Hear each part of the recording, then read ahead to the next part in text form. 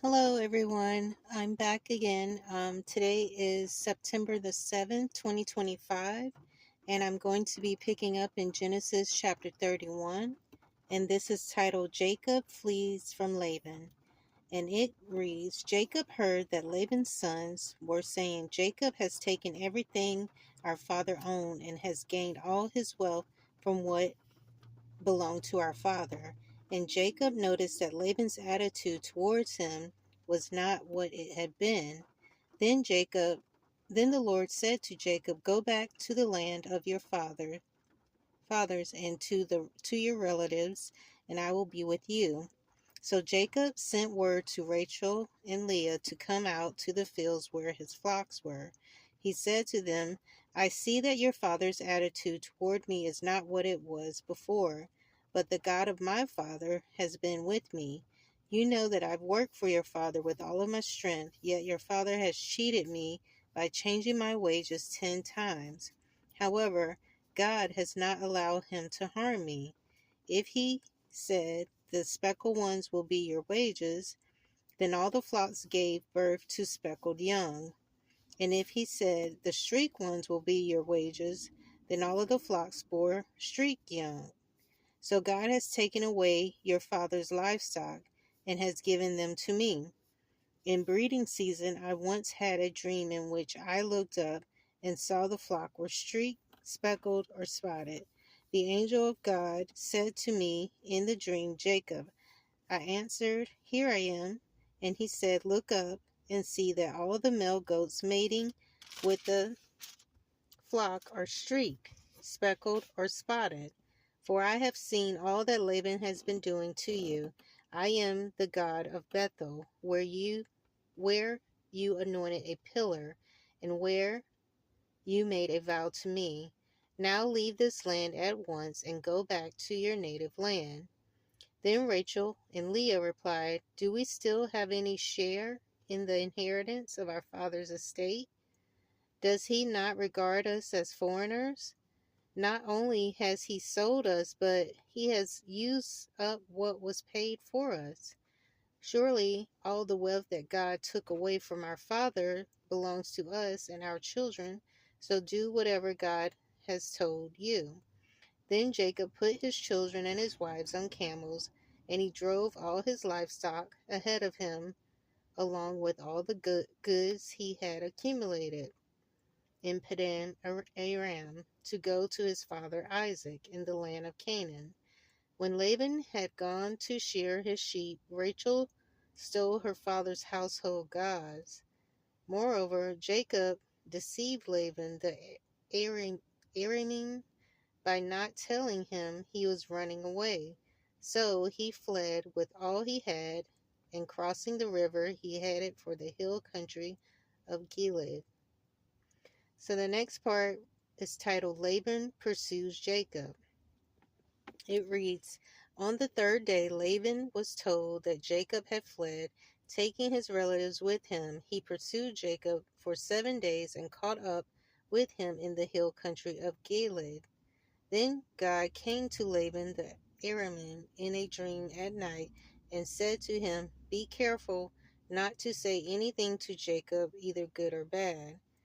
Jacob had pitched his tent in the hill country of Gilead when Laban overtook him, and Laban and his relatives camped there too.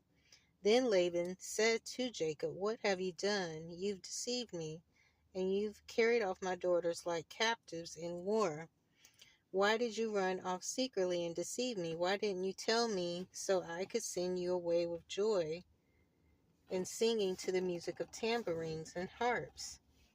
You didn't even let me kiss my grandchildren and my daughters goodbye.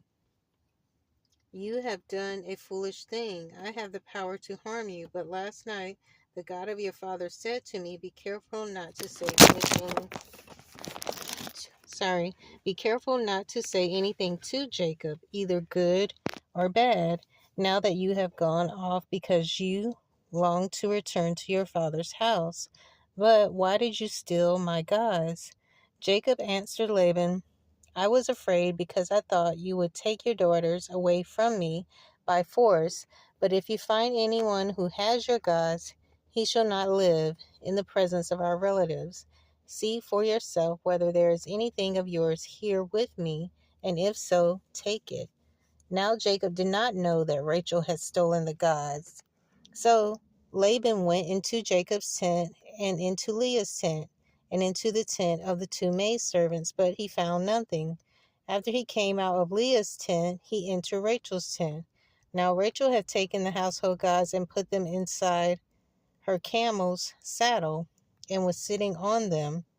Laban searched through everything in the tent, but found nothing. Rachel said to her father, "Don't be angry, my lord, that I cannot stay up in your presence. I am having my period." So he searched but could not find the household gods. Jacob was angry and took Laban to task. "What is my crime?" he asked Laban. "What sin have I committed that you have hunted me down? Now that you have searched through all my goods, what have you found that belongs to your household? Put it here in front of your relatives and mine, and let them judge between the two of us.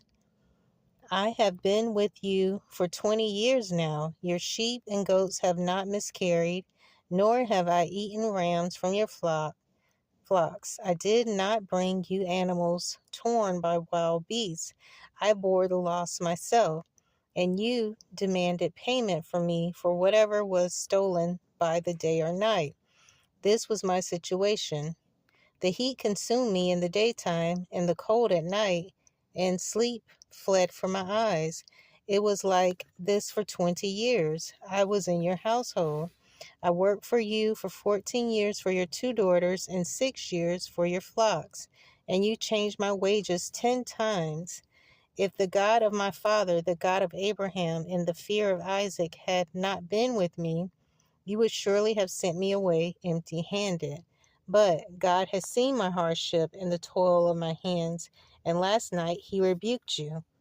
Laban answered Jacob, "The women are my daughters, the children are my children, and the flocks are my flocks. All you see is mine. Yet what can I do about these daughters of mine, or about the children they have borne? Come now, let's make a covenant, you and I. Let it serve as a witness between us." So Jacob took a stone and set it up as a pillar. He said to his relatives, "Gather some stones." So they took stones and piled them in a heap, and they ate there by the heap. Laban called it Jagar Saldutha, and Jacob called it Galeed. Laban said, "This heap is witness between you and me today." That that is why it was called Galeed. It was also called Mizpah, because he said, "May the Lord keep watch between you and me when we are away from each other. If you mistreat my daughters, or if you take any wives besides my daughters, even though no one is with us, remember that God is witness between you and me." Laban also said to Jacob, "Here is the heap, and here is the pillar I have set up between you and me. This heap is a witness, and this pillar is a witness, that I will not go past this heap to your side to harm you, and that you will not go past this heap and this pillar to my side to harm me. May the God of Abraham and the God of Nahor, the God of their father, judge between us." So Jacob took an oath in the name of the fear of his father Isaac. He offered a sacrifice there in the hill country and invited his relatives to a meal. After they had eaten, they spent the night there. Early the next morning, Laban kissed his grandchildren and his daughters and blessed them. Then he left and returned home. So that is the end of chapter 31, and I will pick up in chapter 32. It is titled, Jacob Prepares to Meet Esau. So I hope you'll join me again. Thanks.